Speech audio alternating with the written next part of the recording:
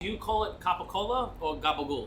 Capicola. Capicola, all right. So that's pure Italian-American slang.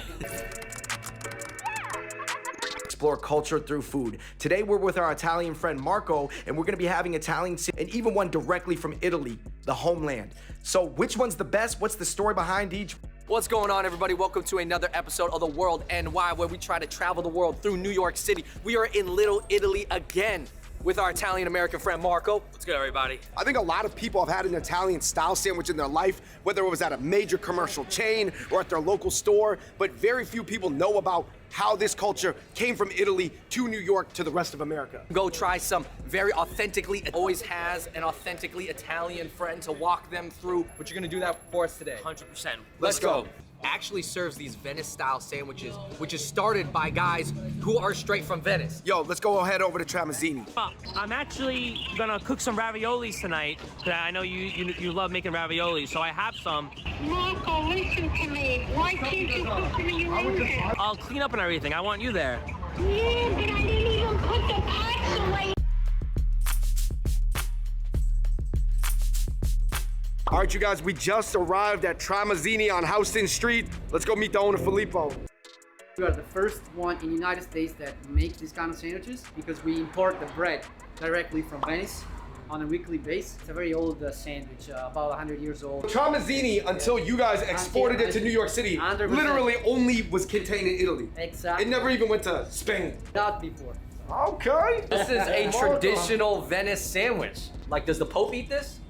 I mean, I hope so. I mean, he better eat that.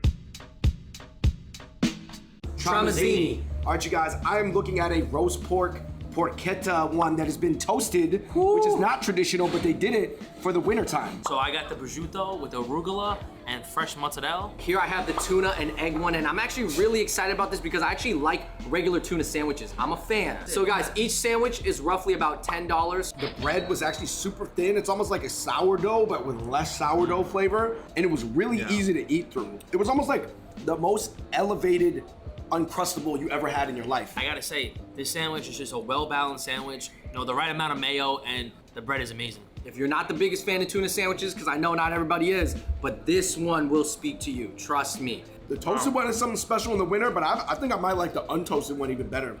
It's pretty different to compare to like a Regina's or a Parisi. That might have been one of my favorite tuna sandwiches, if not my favorite tuna sandwich I've ever had. What do you think about the way that the slang that New York Italians use for everything? You know how I think it's very sweet.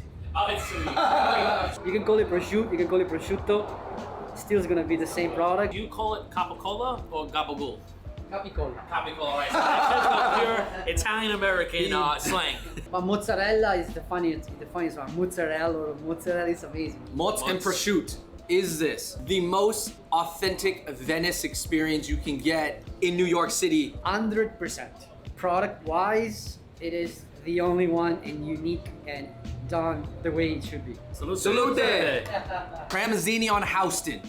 we tried so many different Italian sandwich spots. My Italian sandwich IQ jumped up like 200 to 300% in the past day. Prior to that, you know, we've had a couple Italian subs, but I didn't really think about it. You really see the difference when you try all the sandwiches one after another. I didn't have an experience like this ever in my life, from Italian subs, American subs, to authentic Italian subs, so it was a great experience. Top 2 sandwiches that we had this video. The tuna egg Tramezzini, the basil prosciutto here. My 2 favorite sandwiches was the Uncle Jimmy. My second one, Tramezzini, was the prosciutto. It was fresh, and there's something about that bread. Like, I might have to go to Italy just to grab the bread and go. I gotta have one meatball sub. And this meatball sandwich here was definitely the best one that we had. My other favorite sandwich was probably the Uncle Jimmy's at Regina's. I think for me, the most interesting thing about this crawl was to explore Italian America through several different lenses. All right, everybody, thank you so much for watching that episode of The World NY. I know a lot of people out there are not traveling anytime soon, and we aren't either, but you can even travel within your own city, especially a place like New York City. Let us know in the comments down below what your favorite sandwich is of all time. It doesn't have to be Italian. Thank you so much. Shout out to Marco. Follow him down below. He's trying to get his comedy career popping. Yeah, I'm trying, baby. Send him some love, send him some encouragement. And until next time, we out. Peace.